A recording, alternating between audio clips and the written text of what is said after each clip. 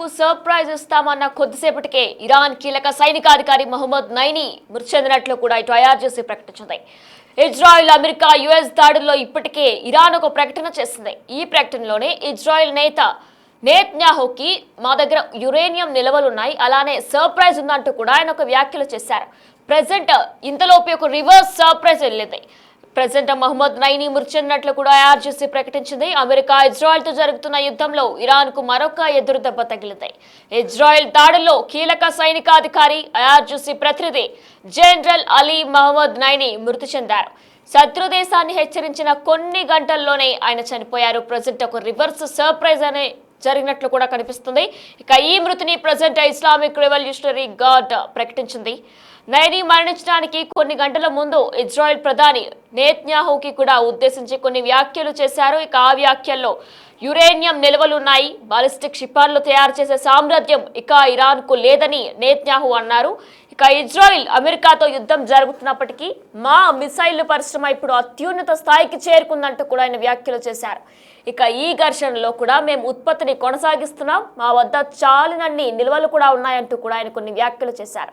ఇక ఈ విషయంలో మాకు ఎలాంటి ఆందోళన లేదంటూ కూడా మహమ్మద్ నైని చెప్పుకొచ్చారు. ప్రెసిడెంట్ మా శత్రువుకు సర్ప్రైజ్లు ఇంకా చాలా ఉన్నాయంటూ కూడా మహమ్మద్ నైని ప్రకటించారు.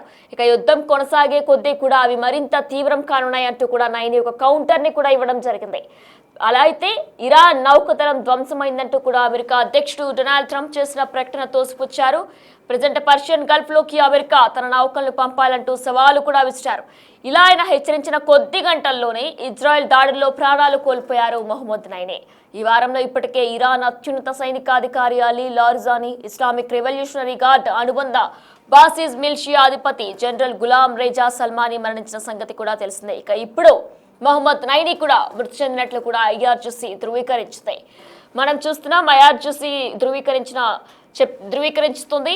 ప్రెసిడెంట్ మహమ్మద్ నైని మృతి చెందినట్లు కూడా ఐఆర్జీసీ చెప్పుకొస్తుంది. అయితే కొన్ని గంటల ముందే ఈయన ఒక వ్యాఖ్యలు కూడా చేశారు. ఇటు బెంజమిన్ నెతన్యాహుకి సవాలు విసిరారు.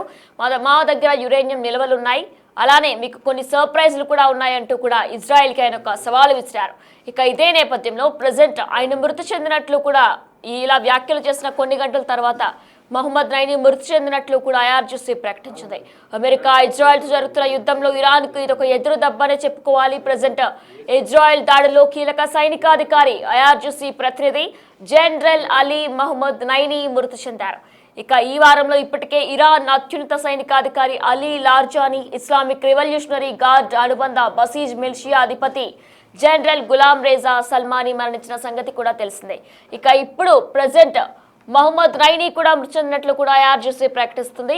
ప్రెసిడెంట్ సర్ప్రైజ్ కాస్త రివర్స్ సర్ప్రైజ్ అయ్యింది. దీనికి సంబంధించిన పూర్తి అప్డేట్స్ మా ప్రతినిధి ఢిల్లీ నుంచి శివ అందిస్తారు. రైట్ శివ, ప్రెసిడెంట్ కొన్ని గంటల ముందే ఆయన వ్యాఖ్యలు కూడా చేశారు. నెతన్యాహుకి ఉద్దేశించి కూడా సవాలు కూడా విసిరారు. యురేనియం నిల్వలు ఉన్నాయి, సర్ప్రైజెస్ కూడా ఉన్నాయంటూ కూడా చెప్పారు. ఈలోపే రివర్స్ సర్ప్రైజ్ వచ్చినట్లు కూడా కనిపిస్తుంది. ఆయన మృతి చెందినట్లు కూడా ప్రెసిడెంట్ మహమ్మద్ నైని మృతి చెందినట్లు కూడా ఐఆర్జీసీ ప్రకటిస్తుంది. దీనికి సంబంధించిన డీటెయిల్స్ ఏ విధంగా ఉన్నాయి శివ? వినయనా, టాప్ లీడర్ల లక్ష్యంగా అమెరికా ఇజ్రాయెల్ దాడులు కొనసాగిస్తున్నారు. మొత్తం టాప్ లీడర్లను లేపేస్తామని కూడా సైనికులకు ఆదేశాలు కూడా ఇచ్చారు. ఇరాన్ సంబంధించిన టాప్ లీడర్లు ఎవరైతే ఉన్నారో వారందరినీ కూడా ఇప్పుడు ఒక్కొక్కరిగా హతమారుస్తూ వారు చేసే దాడికి పాల్పడుతూ వారందరూ కూడా ప్రాణాలు కోల్పోతున్న పరిస్థితి కనిపిస్తుంది. ఇరాన్ సంబంధించిన అగ్రనేతలందరూ కూడా. ఇక సైన్యం మొత్తం చెల్లాచెదరైతే ఇరాన్ పై పట్టు సాధించవచ్చు అనేది ఇజ్రాయెల్ యొక్క ధీమాలో ఉంది. దానిలో భాగంగానే ఈ దాడులు చేస్తోంది. అంటే సైనిక అధికారులను, కీలక అధికారులను వారిని దాడి చేస్తూ ఉన్నారు. మరోవైపు ఇటు కీలక వ్యక్తులందరినీ కూడా ఒక దాడులు చేస్తూ వారందరినీ అంటే భౌతికంగా లేకుండా చేసే విధంగా కూడా దాడులు కొనసాగిస్తూ ఉన్నారు అమెరికా, ఇజ్రాయెల్ కూడా. అంటే నెతన్యాహుకు ఇరాన్ సైనిక అధికారి వార్నింగ్ ఇచ్చారు. ఇచ్చిన గంటల వ్యవధిలోనే సైనిక అధికారిని కూడా ఇజ్రాయెల్ డిఫెన్స్ ఫోర్స్ హతమార్చింది. ఇజ్రాయెల్ దాడుల్లో ఇరాన్ సైన్యంలోని కీలక అధికారి మొహమ్మద్ సైని కూడా మృతి చెందారు. ఇక అంతకుముందు ఇజ్రాయెల్ ప్రధానికి ఆయన వార్నింగ్ ఇచ్చారు. ఇచ్చిన కొద్ది గంటల వ్యవధిలోనే ఆయనకి అంటే ఆయన చేసిన వార్నింగ్ అనేది అతని ప్రాణాల మీదకి తెచ్చింది అనేది ప్రధానంగా ఈ పరిణామాలను బట్టి అర్థమవుతుంది. అంటే మా దగ్గర యురేనియం నిల్వలు ఉన్నాయి, శత్రువుకు సరఫరా ఇస్తున్నామంటూ కూడా నైని కొన్ని వ్యాఖ్యలు చేశారు. అంతలోనే నైని ఉన్న స్థావరంపై మిసైల్ తో ఇజ్రాయెల్ డిఫెన్స్ ఫోర్స్ విరుచుకుపడింది. నైని మృతిని అధికారికంగా ఇది Iran revolutionary guards corps reveal చేసింది. రివీల్ చేసిన తర్వాత మళ్ళీ ప్రతీకార దాడులు అనేవి ఉంటాయనేది కూడా ఇరాన్ చెబుతున్నప్పటికీ కూడా ఇటు ఒకవైపు హెచ్చరికలు జారీ చేయడం, హెచ్చరికలను తీవ్రంగా తీసుకున్న ఇజ్రాయెల్ దాడులు చేసే నేపథ్యంలోనే ఇరాన్ కు సంబంధించిన కీలక వ్యక్తి మృతి చెందారు. గతంలో ఇరాక్ తో యుద్ధంలో కీలక పాత్ర పోషించారు నైని. అయతుల్లా ఖమేనీకి అత్యంత సన్నిహితుడిగా కూడా ఆయనకు పేరుంది. ఇరాన్ టాప్ లీడర్ల లక్ష్యంగా ఈ దాడులు కొనసాగుతున్నాయి.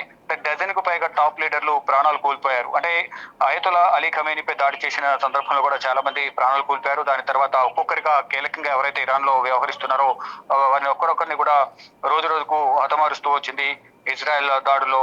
అంటే మొన్ననే ఖమేనీ సలహాదారు లారీ జానీ సైతం హతమయ్యారు. ఆయన తర్వాత కీలకంగా ఉన్న మరో వ్యక్తి కూడా ఇప్పుడు హతమైన నేపథ్యంలో ఇరాన్ కు చాలా పెద్ద దెబ్బతిందని ప్రధానంగా భావించాల్సి ఉంటుంది.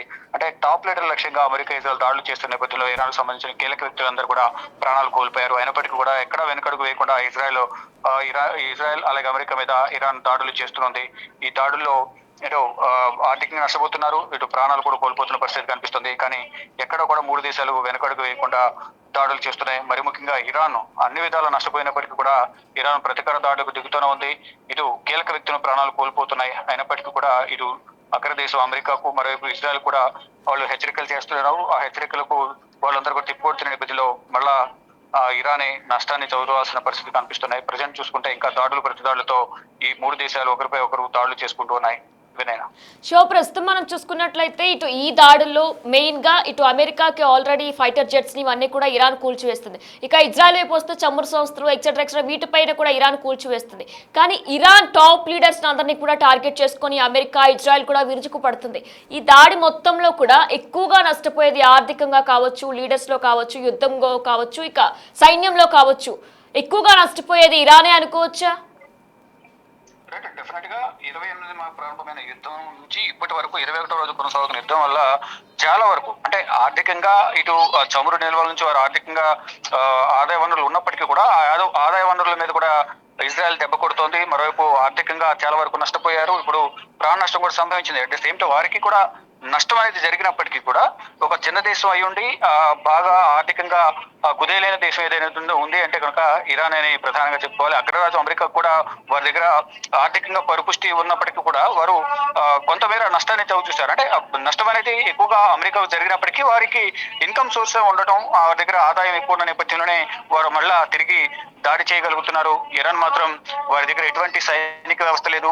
అందులో కీలక వ్యక్తులు ఒక యుద్ధాన్ని గైడ్ చేయాలంటే దానికి సంబంధించిన చీఫ్స్ అనేది ఉండాల్సి ఉంటుంది. దాని వ్యూహానికి కానీ ప్రణాళికను కానీ దానికి ఆర్డర్స్ వేయడానికి కానీ యుద్ధం ఏ విధంగా చేయాలి, ఎక్కడెక్కడ ఏ సందర్భంలో దీన్ని ఇంప్లిమెంట్ చేయాలనేది వారికి కొన్ని గైడెన్స్ ఇవ్వాలి. అటువంటి గైడెన్స్ ఇచ్చే కీలక వ్యక్తులనే ముందు వారు టార్గెట్ చేసుకుని హతమార్చిన నేపథ్యంలో ఇప్పుడు వారికి సైనిక వ్యవస్థ కూడా దగ్గరుండి నడిపించే వ్యక్తి ఎవరు కీలక వ్యక్తులు లేకపోవడం కూడా కొంత ఇరాన్ సైన్యానికి కానీ ఇరాన్ కు కొంత ఇబ్బందికర పరిస్థితులనే ఎదుర్కొంటూ ఉంది.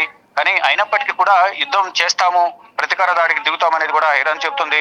కానీ కొన్ని కండిషన్స్ కూడా పెట్టింది. యుద్ధం ముగించడానికి కొన్ని కండిషన్ పెట్టింది. దానికి సంబంధించి ఎక్కడ కూడా ప్రతిస్పందన అనేది రాకపోగా దాడులు అనేవి రోజు రోజుకి ఎక్కువ అవుతున్నాయి. అంటే హక్కులను కాపాడాలి, నష్టపరిహారం చెల్లించాలి, మాపై భవిష్యత్తులో ఎవరు దాడి చేయకూడదు అనేది ఇరాన్ అధ్యక్షుడు మసౌద్ పెజెష్కియాన్ కూడా కొన్ని వ్యాఖ్యలు చేశారు. కానీ దానికి ఎక్కడ కూడా అమెరికా స్పందించలేదు, ఇజ్రాయెల్ కూడా స్పందించలేదు. బేషరతుకు లొంగిపోవాలనేది ఒక కండిషన్ మాత్రమే అమెరికా అధ్యక్షుడు డొనాల్డ్ ట్రంప్ పెట్టారు. ఎటువంటి ఒప్పందాలు లేకుండా బేషరతుకు లొంగిపోతే మీరందరూ కూడా తప్పుకుంటే కనుక నూతన నాయకత్వం వచ్చిన తర్వాత ఇరాన్ అభివృద్ధికి మేము సహకరిస్తామనేది అమెరికా అధ్యక్షుడు తెలియజేశారు. కానీ దానికి సంబంధించి ఎక్కడ ఇటు నుంచి స్పందన లేదు, అటు నుంచి వీరు చెప్పిన కండిషన్స్ కు ప్రతిస్పందన లేదు. కానీ ప్రతిదాడులకు మాత్రం ప్రతిస్పందన అనేది కనిపిస్తుంది తప్ప ఎక్కడ కూడా అవగాహన ఒప్పందానికి వచ్చేందుకు ఎవరు కూడా ముందుకు రావడం లేదు. కేవలం దాడులు మాత్రమే చేసుకుంటున్నారు. దీని ద్వారా ప్రాణ ఆస్తి నష్టాలు అనేవి ఈ మూడు దేశాలతో పాటు పశ్చిమాసియా దేశాలు ఏవైతే ఉన్నాయో, గల్ఫ్ కంట్రీస్ కానీ పశ్చిమాసియా దేశాలు, ఇవన్నీ కూడా యుద్ధం వల్ల ఎఫెక్ట్ అవుతూ ఉన్నాయి. కానీ ప్రధానంగా ఇప్పుడున్న పరిస్థితుల్లో మాత్రం ఇరాన్ చాలా ఇబ్బందులు ఉందనేది ప్రధానంగా అర్థమవుతోంది. Right Shiva, thanks for the details. America Israel తో జరుగుతున్న యుద్ధంలో ఇరాన్ కు మరొక ఎదురు దెబ్బ తగిలింది. ఇజ్రాయెల్ దాడిలో కీలక సైనికాధికారి ఎయిర్ జెసి ప్రతినిధి జనరల్ అలీ మహమ్మద్ నైని మృతి చెందారు. ఇక ప్రజెంట్ శత్రు దేశాన్ని హెచ్చరించిన కొన్ని గంటల్లోనే ఆయన మృతి చెందారు. ఇజ్రాయెల్ నేతన్యాహుకి కూడా ఆయన ఒక సవాలు విసిరారు. ఇక ఆ సవాల్లో మా దగ్గర యురేనియం నిల్వలు ఉన్నాయి, ఒక సర్ప్రైజ్లు కూడా దాగి ఉన్నాయంటూ కూడా నేతన్యాహుకు ఆయన డైరెక్ట్ గా ఒక కౌంటర్ ఇచ్చారు. ఆయన కౌంటర్ ఇచ్చిన సవాల్ విసిరిన కొన్ని గంటలకే ప్రెసిడెంట్ మహమ్మద్ నైనీ మృతి చెందినట్లు కూడా IRGC ప్రకటించింది. ఇటు ఆల్రెడీ ఇప్పటికే ఇరాన్ ఇజ్రాయెల్ మీద కూడా దాడి చేస్తుంది. అలానే US కి సంబంధించి ఫైటర్ జెట్ ని కూల్చివేస్తుంది, ఇజ్రాయెల్ చమురు సంస్థలను కూడా కూల్చివేస్తుంది. కానీ ఏది ఏమైనా దాడుల్లో భీకరంగా కూడా మొత్తం కూడా ఎక్కువ నష్టపోతుంది ఇరాన్ గా కూడా మనకి అర్థమవుతుంది. ఎందుకంటే ఇటు US ఇజ్రాయెల్ కూడా టాప్ లీడర్స్ ని మాత్రమే, ఇరాన్ కి సంబంధించిన టాప్ లీడర్స్ అందరినీ కూడా అంతమొందించే ప్రయత్నం చేస్తున్నాయి.